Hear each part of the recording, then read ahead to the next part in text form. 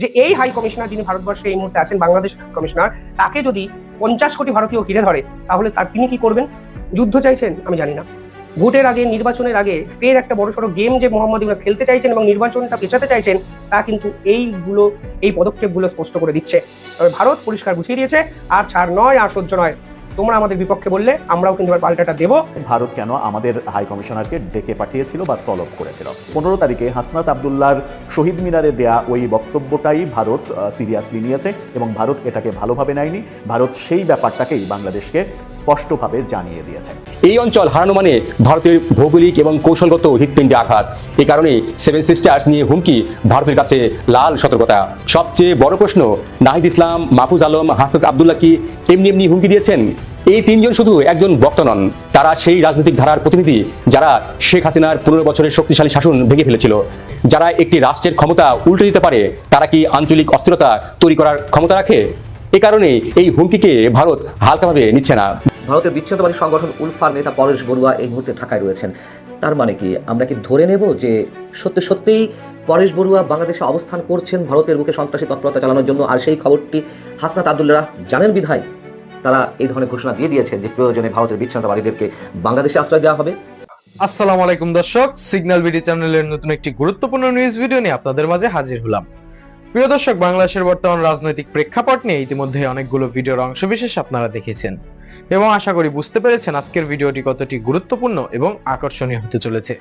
তাই সবাইকে বলছি, প্রিয় দর্শক, সবাই ধৈর্য সহকারে পুরো ভিডিওটি দেখবেন। এখনো যারা আমাদের চ্যানেলটি সাবস্ক্রাইব করেনি তারা অবশ্যই আমাদের চ্যানেলটি সাবস্ক্রাইব করে পাশে থাকা বেল আইকনটি অন করে দিবেন। আর যারা ইতিমধ্যে সাবস্ক্রাইব করেছেন তাদেরকে অসংখ্য ধন্যবাদ। তো প্রিয় দর্শক, চলুন আর কথা বাড়াবো না, একটি লাইক দিয়ে মূল ভিডিওতে যাওয়া যাক। বাংলাদেশ হাই কমিশনারকে তলব করে এবার মোহাম্মদ ইউনূসকে পাল্টা দেওয়া শুরু করলো ভারত। শেষ 3 দিন ধরে বাংলাদেশের পক্ষ থেকে আন্তর্জাতিক মঞ্চে বিভিন্ন ন্যারেটিভ ক্রিয়েট করার চেষ্টা করা হয়েছিল। ঘটনার সূত্রপাত বাংলাদেশের ভারত বিরোধী ছাত্রনেতা তার কিন্তু গুলিবিদ্ধ হওয়ার ঘটনা থেকে। সেখানে বাংলাদেশ সরাসরি দাবি করে যে ভারত এই টার্গেট কিলিংটি করেছে এবং এর সাপেক্ষে তারা কোনো রকম যুক্তি, তথ্য কিংবা কোনো রকম নথি ভারতের হাতে কিংবা আন্তর্জাতিক স্তরে কিন্তু তুলে দিতে পারেনি। উল্টে কালকে বাংলাদেশের পক্ষ থেকে আরো এক ছাত্রনেতা হাসনাত সরাসরি ভারতকে উদ্দেশ্য করে 7 সিস্টার্স কেটে নেব, ভারতকে ভাগ করে দেব, এই ধরনের অসংবেদনশীল কথাবার্তা শুধু বলেছেন তাই নয়, তিনি ভারতকে সরাসরি হুমকি এবং হুঁশিয়ারি দিয়েছেন। তা কিন্তু আন্তর্জাতিক মঞ্চে সে অর্থে প্রভাবই ফেলেনি, কিন্তু ভারত এই ধরনের কথাবার্তার জাস্টিফিকেশন বাংলাদেশের পক্ষ থেকে চেয়েছে। আজকে হাই কমিশনারকে তলব করা হয়েছে বিদেশ মন্ত্রকের পক্ষ থেকে। এই তলবের পরেই বাংলাদেশ সরকার কি করে?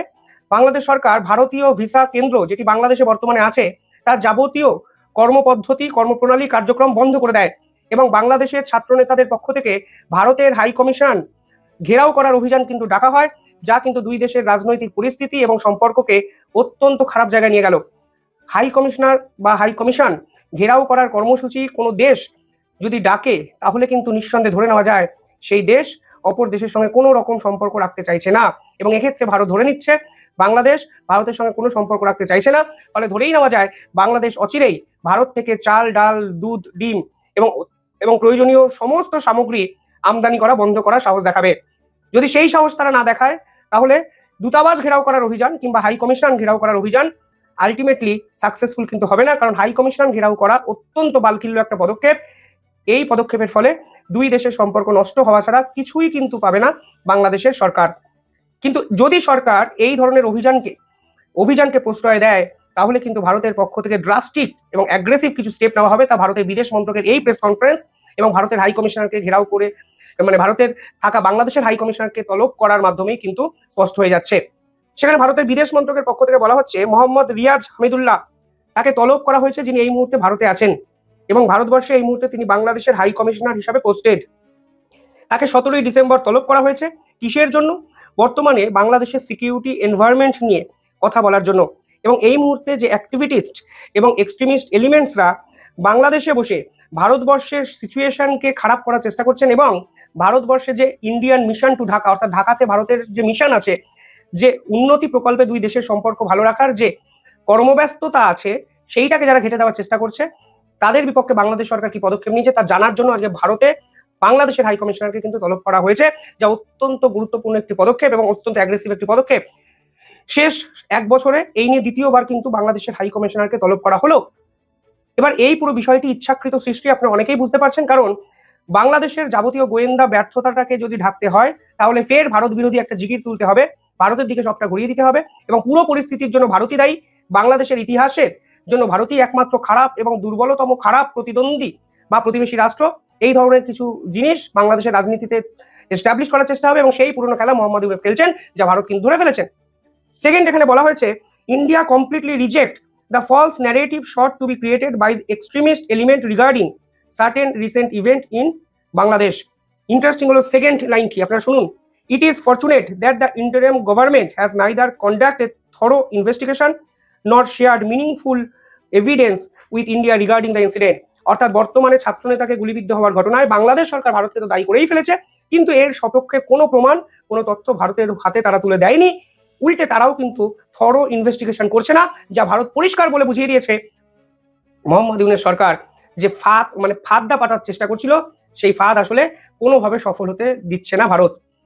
তৃতীয়ত, যেখানে ইম্পর্টেন্ট কথা, সেটা হলো India has closed and friendly relation with the people of Bangladesh rooted in the liberation struggle. অর্থাৎ স্বাধীনতার সময় থেকে, বাংলাদেশের মুক্তিযুদ্ধর সময় থেকে বাংলাদেশিদের সঙ্গে ভারতবর্ষের যে কানেকশন তা কিন্তু ছিল এবং and strengthened through various development people to people initiative. এবং আমরা সমস্ত কিছু করেছি, পিপল টু পিপল ইনিশিয়েটিভ নিয়েছি, বাংলাদেশের উন্নতির জন্য সবকিছু করেছি। কিন্তু বর্তমানে যেভাবে পিস এবং স্টেবিলিটি বিনষ্ট হচ্ছে তা কখনোই অ্যাকসেপ্ট করা যায় না। এবং আপনি যখন ভারতের বিপক্ষে এই ধরনের অভিযোগ তুলছেন, সেই অভিযোগকে আমরা রিজেক্ট করছি এবং এর সপক্ষে কোনো প্রমাণ বা তথ্য যদি থাকে আপনারা আমাদের কিন্তু পাঠান।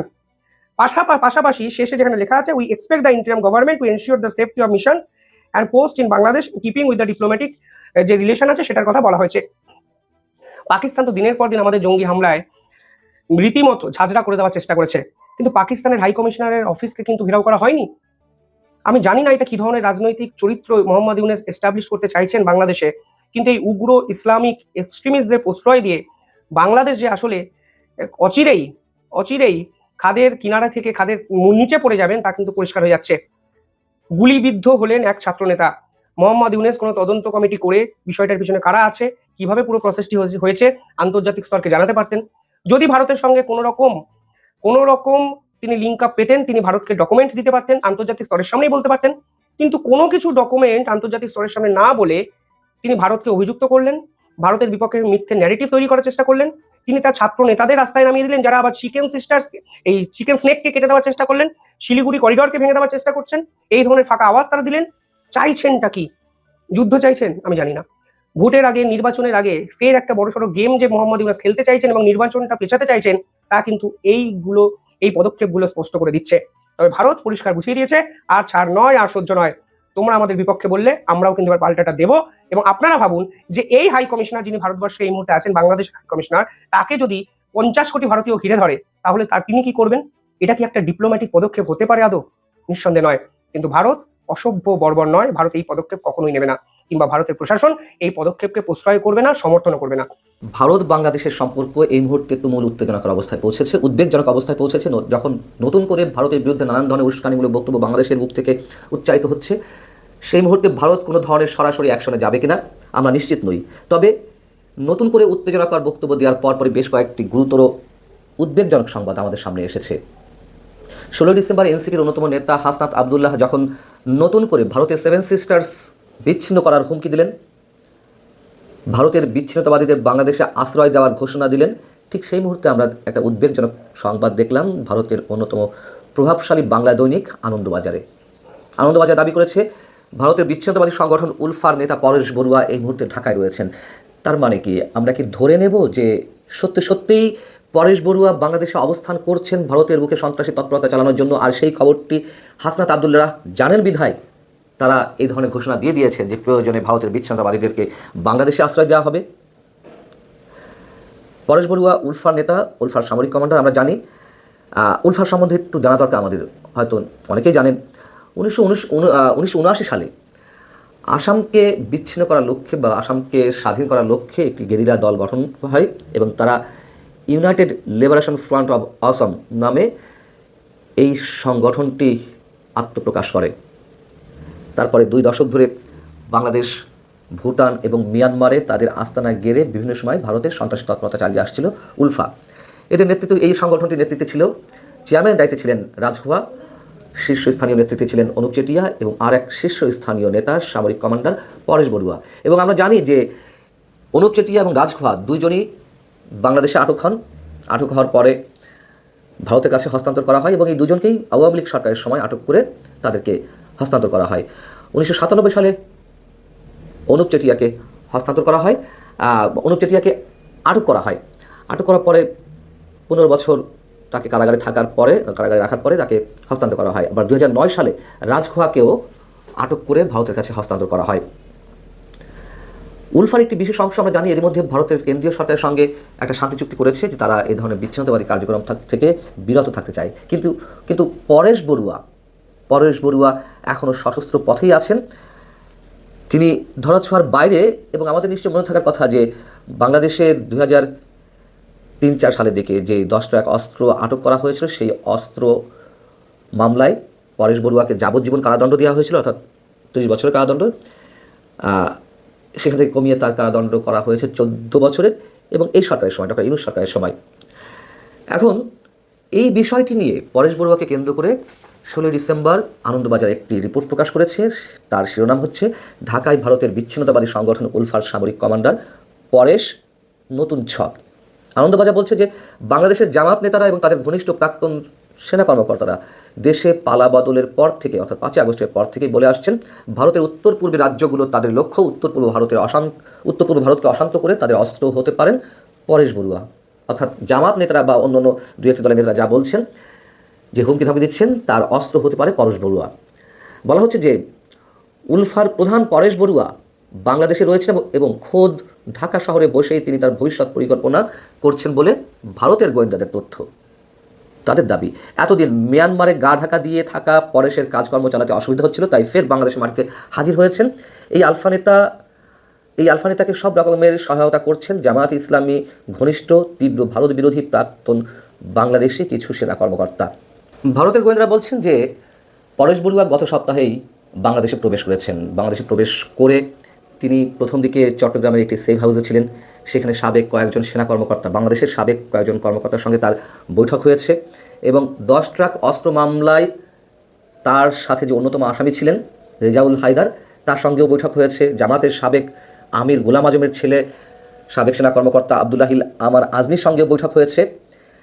এবং এখানে প্রশ্ন তোলা হয়েছে যে কেন পরেশ বড়ুয়া ঢাকায় প্রবেশ করলেন, বাংলাদেশে গেলেন। যেটি আনন্দবাজার বলছে যে মিয়ানমারের সাগাইন প্রদেশে থাকা উলফার শিবিরগুলোতে এরই মধ্যে ভারত তিনবার হামলা চালিয়েছে, যাতে উলফার 17 জন সদস্য নিহত হয়েছেন। এর মধ্যে উলফার দ্বিতীয় সেকেন্ড ইন কমান্ড নয়ন মেধিও নিহত হয়েছেন। তো যখন নয়ন মেধি নিহত হলেন, তারপর দলের পুরো দায়িত্ব এসে পড়েছে পরেশের উপরে। ফলে মিয়ানমারের চেয়ে বাংলাদেশ সুবিধাজনক জায়গা এমনটা মনে করেই তিনি বাংলাদেশে প্রবেশ করেছেন। এবং এই ঘটনার পরিপ্রেক্ষিতে আনন্দবাজার যেটি বলছে, ঢাকায় পরেশের উপস্থিতি স্বাভাবিকভাবেই চিন্তা বাড়িয়েছে ভারতের গোয়েন্দাদের। তাদের আশঙ্কা বাংলাদেশের মাটি ব্যবহার করে উত্তর পূর্ব ভারতে উগ্রপন্থী তৎপরতা বাড়াতে সক্রিয় হবেন পরেশ বড়ুয়া। এই ঘটনা অথবা হাসনাত আবদুল্লার যে হুঙ্কার হুঁশিয়ারি, তার পরবর্তীতে আমরা দেখলাম ভারতে নিযুক্ত বাংলাদেশের হাই কমিশনার রিয়াজ হামিদুল্লাহকে তলব করেছে দিল্লি। সেই সঙ্গে ঢাকায় ভারতীয় হাই কমিশনারকে সাম্প্রতিক যে হুমকি দেওয়া হয়েছে ভারতের উদ্দেশ্যে সেই বিষয়টি এবং বাংলাদেশের রাজনৈতিক ব্যক্তিত্বদের ভারত বিরোধী উস্কানিমূলক বক্তব্যের জন্য আনুষ্ঠানিক কূটনৈতিক প্রতিবাদও জানিয়েছে ভারত। পাশাপাশি এটুকুও নিশ্চয়ই অনেকে জেনেছেন, বাংলাদেশে ভারতের যে ভিসা সেন্টার রয়েছে সেটি চলমান নিরাপত্তা পরিস্থিতির মধ্যে নিরাপত্তাহীনতার আশঙ্কার জায়গা থেকে Bangladesh Indian visa application centre সাময়িকভাবে বন্ধ ঘোষণা করা হয়েছে। বিষয়টা হচ্ছে কি, ভারত যদি আমাদের জন্য হুমকি হয়ে থাকে, আমরা সেটি কূটনৈতিকভাবে মোকাবেলা করতে পারি। বাংলাদেশের কোনো সন্ত্রাসী, কোনো হত্যাকারী তারা যদি ভারতে আশ্রয় নিয়ে থাকে, সেক্ষেত্রেও আমরা তথ্য প্রমাণের ভিত্তিতে কূটনৈতিকভাবে সেগুলো সমাধান করতে পারি। ভারতও জানিয়ে দিয়েছে যে ভারত কোনো সন্ত্রাসীকে, ভিন দেশে কোনো সন্ত্রাসীকে আশ্রয় দেয় না। তাহলে তো প্রমাণ করতে হবে যে হাদির হত্যা চেষ্টাকারীরা ভারতে অবস্থান করছে। সেই তথ্য জানিয়ে কূটনৈতিক তৎপরতা চালাতে হবে। সেটি না করে এই ধরনের বালখিল্যতার পরিচয়ের মধ্য দিয়ে ভারত অ্যাটাক করা হবে, এসএমএস বিচ্ছিন্ন করা হবে, ভারতের বিচ্ছিন্নতাবাদীদেরকে বাংলাদেশে আশ্রয় দেওয়ার মধ্য দিয়ে, আর এইসব হুমকি ধামকির কথাবার্তার মধ্য দিয়ে বাংলাদেশ কতটুকু নিরাপদ থাকতে পারবে? এবং ভারত যদি সত্যি সত্যিই কোনো অনাকাঙ্ক্ষিত অ্যাকশনের মধ্যে যায়, তার প্রতিরোধ বা প্রতি জবাব বাংলাদেশ কতটা দিতে পারবে, কতটুকু শক্তি রয়েছে আমাদের, সেটিকে আমরা বিবেচনা করছি নাকি শুধুই একটা হাঙ্গামা বাঁধানোর একটা চেষ্টা এবং একটা ঘোলাটে পরিস্থিতির সৃষ্টি হলে সেটি কোনো বিশেষ গোষ্ঠীর জন্য বেশ সুবিধার হয় ক্ষমতার চর্চা করতে। ভারতের স্বাধীনতা সার্বভৌমত্ব অখণ্ডতা বাংলাদেশের উপর নির্ভরশীল, ফলে ভারতকে সাবধান থাকতে হবে। অন্তর্বর্তী সরকারের সাবেক উপদেষ্টা মাহফুজ আলম বললেন, একটা লাশ পড়লে আমরা কিন্তু লাশ নেব, অত সুশীলতা করে লাভ নেই। আমাদের গায়ে হাত দেওয়া যাবে না, আমরা কিন্তু একটা লাশ পড়লে আমরা কিন্তু লাশ নেব। এটি কোনো অস্পষ্ট ইঙ্গিত নয়, এটি সরাসরি ভারতের অখণ্ডতার বিরুদ্ধে রাজনৈতিক হুমকি। শুধু তাই নয়, হাসনাত আরও বললেন, দিল্লির দাবিদারি করে যারা রাজনীতি করতে চায় তাদের বিরুদ্ধে লড়াই করেই আমরা তৃতীয় স্বাধীনতা অর্জন করব।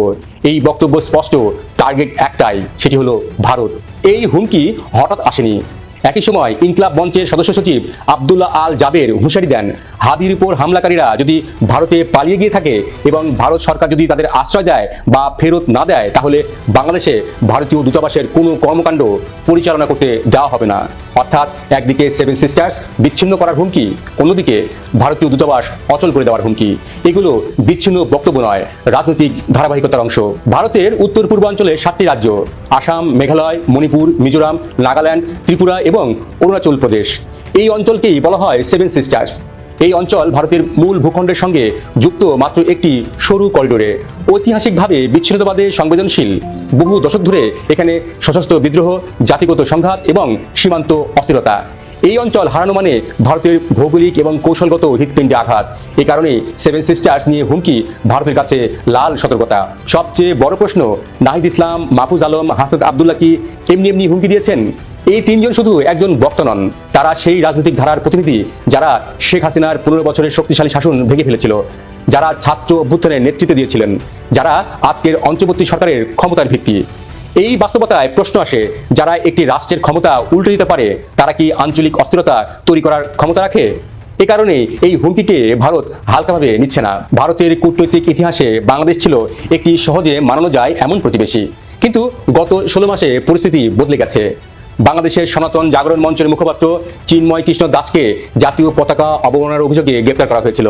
এরপর একাধিক মামলা দিয়ে 1 বছরের বেশি সময় ধরে কারাগারে বন্দী রাখা হয়েছে। ভারতীয় রাজনৈতিক দল এবং সরকার বারবার জামিনের অনুরোধ করেছিল, কিন্তু অন্তর্বর্তী সরকার কোনো কর্ণপাত করেনি। অথচ কত বড় বড় অপরাধী জামিন হচ্ছে নিয়মিতভাবে। বার্তা পরিষ্কার, একটি জামিনের মতো বিষয়েও দিল্লির অনুরোধ মানবে না ঢাকা। সেই সঙ্গে ভারতের নতুন মাথাব্যথা পাকিস্তানের সঙ্গে বাংলাদেশের সখ্যতা। পাকিস্তানের উচ্চপদস্থ সেনা কর্মকর্তাদের বারবার বাংলাদেশ সফর, সামরিক ও কৌশলগত যোগাযোগ বৃদ্ধি ভারতের কাছে উদ্বেগের। কারণ ভারতের উত্তর পূর্ব সমস্যা, পশ্চিমে পাকিস্তান, দক্ষিণ পূর্বে বাংলাদেশ, এই ত্রিভুজ ভারতের নিরাপত্তা ভারসাম্য নষ্ট করতে পারে। তাহলে কি সেভেন সিস্টার সত্যি বিচ্ছিন্ন করা সম্ভব? বাস্তব বিশ্লেষণে আসা যাক। বাংলাদেশ একা বসে সেভেন সিস্টার্স আলাদা করতে পারবে এমন কথা বলা বাস্তবসম্মত নয়, কিন্তু সীমান্ত অস্থিরতা, বিদ্রোহী গোষ্ঠী সক্রিয় হওয়া, কূটনৈতিক চাপ, আন্তর্জাতিক মানবাধিকার ইস্যু, এসব মিলিয়ে ভারতের জন্য ঝুঁকিপূর্ণ পরিস্থিতি তৈরি করা সম্ভব। এটাই আসল শক্তি। তাহলে এখন ভারত কি করবে? ভারতের সামনে এখন 3টি পথ। 1, শক্ত অবস্থান, অর্থাৎ সীমান্ত কঠোর করা এবং কূটনৈতিক চাপ। 2, নীরব সমঝোতা, পর্দার আড়ালে আলোচনা করে কিছু দাবি মেনে নেওয়া।